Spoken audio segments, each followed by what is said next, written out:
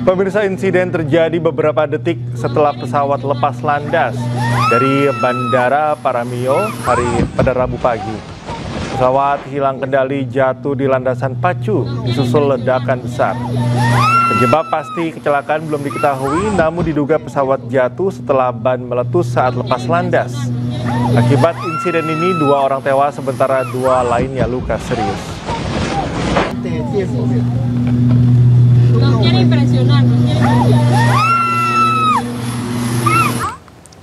Pemirsa, badai tropis Melissa menghantam Republik Dominika dan menyebabkan banjir di sejumlah kawasan. Badai tropis Melissa yang melanda Republik Dominika menyebabkan banjir dan tanah longsor. Selain Republik Dominika, badai tropis Melissa juga diperkirakan akan melanda Haiti pada hari Sabtu dan juga Jamaika pada Sabtu malam atau Minggu pagi. Badai tropis Melissa menyebabkan angin berkecepatan 110 mph. Badai ini telah menyebabkan 1 orang lansia di Haiti tewas. Diperkirakan setelah melewati Jamaika, badai tropis Melissa akan memasuki Kuba dan Bahama.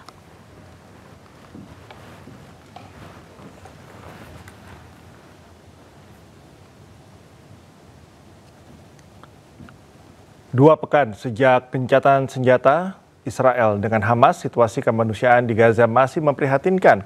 Warga Gaza masih menghadapi kelaparan meski akses truk bantuan kemanusiaan telah dibuka.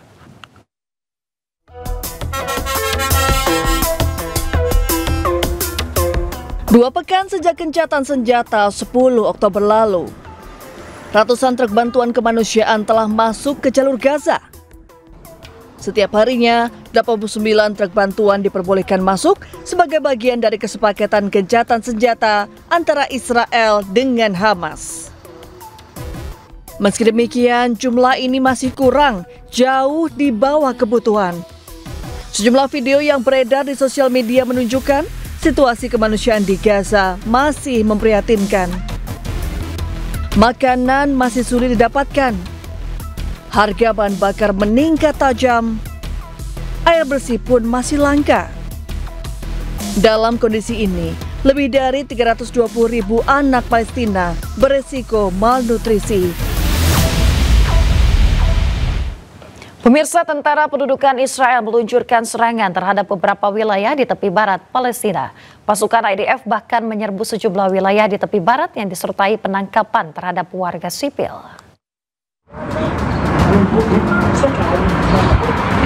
Serangkaian serangan dan penyergapan dilakukan oleh tentara pendudukan Israel (IDF) terhadap beberapa wilayah di tepi barat Palestina. Tentara Zionis bahkan melakukan penyergapan di sejumlah wilayah di tepi barat yang disertai penangkapan terhadap warga sipil. Israel melancarkan serangan dan operasi penyergapan di berbagai wilayah tepi barat. Sedikitnya 4 warga Palestina ditangkap di kawasan selatan Hebron setelah rumah mereka digerebek, isinya dirusak dan penghuni rumah diinterogasi di tempat. Penangkapan juga terjadi di Jenin dan Nablus, wilayah utara tepi barat. Sementara di kota Tulkarm, pasukan Israel menangkap mantan tahanan Malik Jalat setelah menyerbu rumahnya di kawasan Arta'ah dan merusak seluruh isinya. Di kota Tuba, 3 warga turut ditahan setelah penyergapan di beberapa rumah. Militer Israel mengklaim ketiganya terlibat dalam pelemparan alat peledak ke kendaraan militer beberapa hari lalu yang melukai 2 tentara IDF. Gelombang serangan dan penangkapan oleh Israel kembali memicu ketegangan di tepi barat Palestina di tengah meningkatnya aksi kekerasan yang menargetkan warga Palestina dan lahan-lahan mereka beberapa pekan terakhir.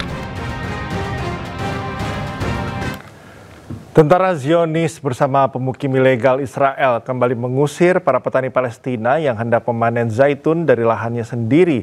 Bahkan kelompok pemukim ilegal menyebar serangan teror ke warga setempat.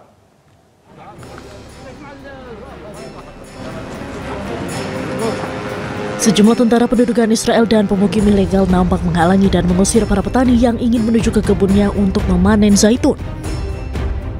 Di tengah musim panen zaitun yang seharusnya membawa harapan, pasukan pendudukan Israel justru mengusir warga Palestina dari lahan mereka sendiri di Hebron. Rekaman menunjukkan warga Palestina yang tengah memanen zaitun dipaksa meninggalkan kebun mereka. Sementara pasukan Zionis membawa senjata membatasi akses ke lahan pertanian. Para pemukim ilegal yang dilindungi oleh pasukan IDF tak segan mengusir warga Palestina untuk masuk ke lahan mereka sendiri. Mereka bahkan memblokade jalan agar warga Palestina tidak bisa melintas.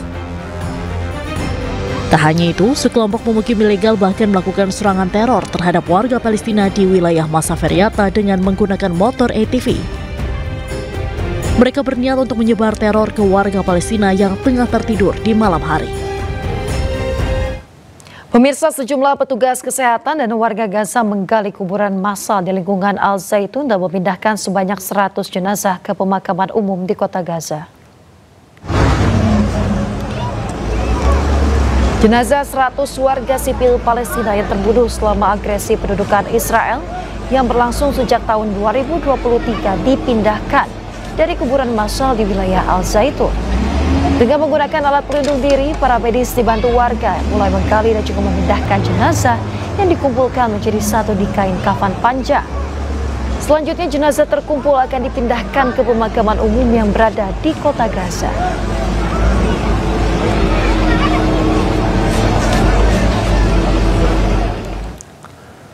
Hancurnya fasilitas kesehatan di Gaza membuat para penyintas kanker harus mencari alternatif berobat agar bisa bertahan hidup. Hampir 200 penderita kanker asal Gaza berobat di Yordania.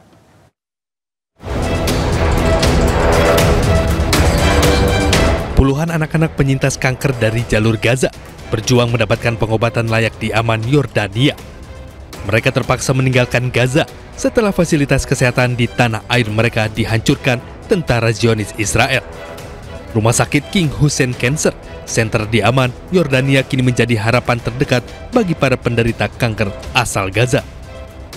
السرطان الذين تم إخراجهم من غزة هم وعائلاتهم نغطي علاجهم نغطي إقامتهم نغطي الطعام نغطي المدارس التعليم نغطي كل شيء لهم نحن نأمل أن نستطيع بدعمكم ودعم الشعب الأندونيسي ودعم كل من يحبنا ويحب رسالتنا. Dengan kendala bahwa kita tidak bisa melakukan bantuan langsung ke Gaza, jadi potensi ataupun peluang untuk membantu warga Gaza yang kebetulan dirawat di rumah sakit yang ada di Jordan itu juga merupakan peluang ya, termasuk peluang lainnya itu adalah di tenda-tenda pengungsian warga Palestina yang ada juga di Jordan.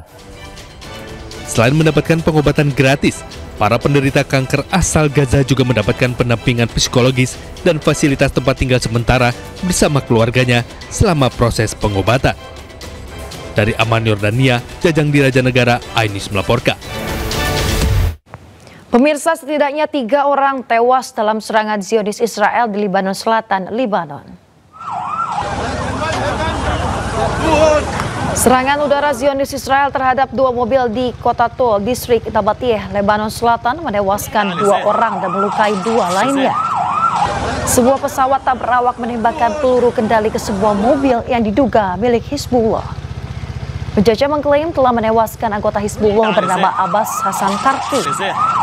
Di Kakait Al-Ziz, distrik Nabatiyeh, serangan drone Zionis menewaskan 1 orang. Sementara di kota Kaim, distrik Marjayun, Lebanon Selatan, drone Zionis menjatuhkan granat kejut dekat bulldozer. Israel telah berulang kali melancarkan serangan udara ke kawasan Lebanon dengan klaim menargetkan infrastruktur Hizbullah. Berdasarkan kesepakatan gencatan senjata, Israel seharusnya mundur sepenuhnya dari Lebanon pada Januari 2025.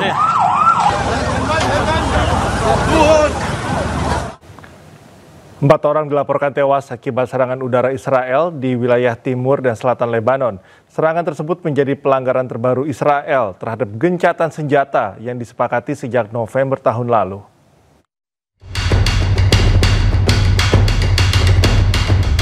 Pesawat-pesawat tempur Israel meluncurkan serangkaian serangan di pegunungan timur Beka, Lebanon dekat perbatasan Suriah.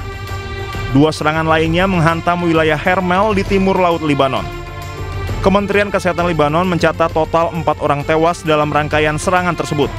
2 orang tewas akibat serangan pada kawasan pegunungan di wilayah timur, sementara 2 korban lainnya tewas dalam serangan terpisah di daerah Arab Salim Selatan, Lebanon.